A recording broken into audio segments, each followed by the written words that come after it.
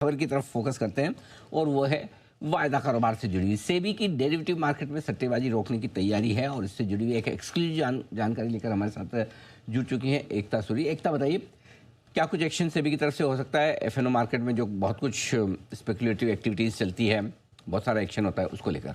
Sir, SEBI ने F&O market के लिए जो नियमों में ढील देने की तैयारी तो की है, लेकिन इसके साथ ये स्पष्ट किया है कि आप इस ढील को ये मत समझे कि आप अपने हिसाब से इसका इस्तेमाल कर सकते हैं। सर्वेलेंस जो है वो मजबूत की जाएगी।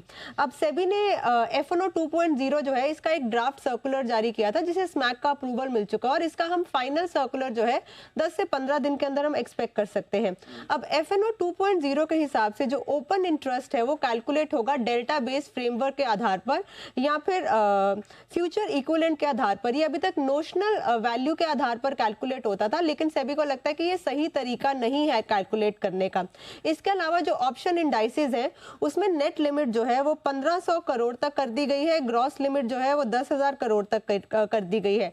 इंट्राडे लिमिट जो है वो हटा दी गई है क्योंकि बहुत से ट्रेडर्स, बहुत से ब्रोकर्स ने कहा कि उन्हें स्टाइफल कर रहा है और ट्रेडिंग वॉल्यूम पर भी असर डाल रहा है। लेकिन इसके बदले में होगा ये कि अब एक्सचेंजेस जो है वो 4 रैंडम चेक्स करेंगे और अगर किसी ने लिमिट क्रॉस की है तो उसे वार्निंग दी जाएगी।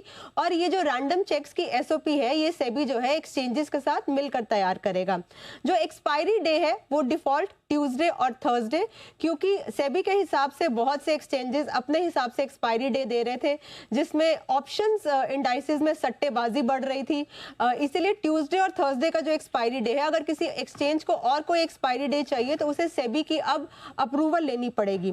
मार्केट वाइड पोजीशन लिमिट जो है इसका फ्री फ्लोट या तो 15% या फिर कैश वॉल्यूम के 65 टाइम्स में जो भी कम वो होगा। अब ऑप्शन इंडेक्सेस में सेबी का कहना है कि साल 2021 से साल 2024 तक 93% ट्रेडर्स जो हैं उन्होंने लॉस सहा है। इसलिए जो एफएनओ के नियमों में जो ढील दी गई है वो इस वजह से, क्योंकि बहुत सी कंप्लेंट्स आई कि ट्रेडिंग के वॉल्यूम्स जो है वो कम हो रहे हैं। लेकिन हाँ, इस ढील को आप किसी तरह की लीनियंसी इस तरह से ना समझे। यहाँ पर सर्वेलेंस जो है वो मजबूत करनी है, क्योंकि सेबी का मानना है कि नियमों से स्टाइफल नहीं करना, उनका काम है कि वो निगरानी जो है वो मजबूत रखें और अब वही करने का इरादा है। इसलिए ये जो सब बदलाव है एफएनओ 2.0, ये ड्राफ्ट सर्कुलर स्मैक ने तो अप्रूव कर दिया है, तो हम एक्सपेक्ट करेंगे 10 से 15 दिन के अंदर जो है वो एक सर्कुलर जो फाइनल है वो आएगा। सब इंटरेस्टिंग। तो ढेर सारे बदलाव होने की तैयारी है। कुछ अंदाजा है कि किस लेवल तक डिस्कशन चल रहा है और कब तक होने की उम्मीद की जाए? सर, ये अप्रूवल स्मैक का मिल चुका था, ये मिड मई में ही अप्रूवल हम इसको बोल सकते हैं, तो एक्सपेक्ट कर रहे हैं कि आना चाहिए, कभी भी आना चाहिए। Okay, perfect. तो सेबी वायदा कारोबार को लेकर नए नियम बनाने की तैयारी में और इन नियमों में काफ़ी कुछ बदलाव होंगे जो पहले थे उसके मुकाबले में। ये एक बड़ी और एक्सक्लूसिव खबर आपके लिए लेकर आती है एकता, और काफ़ी इंटरेस्टिंग डेवलपमेंट होंगे, क्योंकि एक और जहाँ रिटेल ट्रेडर्स जो नुकसान कर रहे हैं उनको ध्यान में रखते हुए, लेकिन दूसरी तरफ लिक्विडिटी खत्म ना हो उसे ध्यान में रखते हुए लिमिट्स वगैरह तय की जाएगी।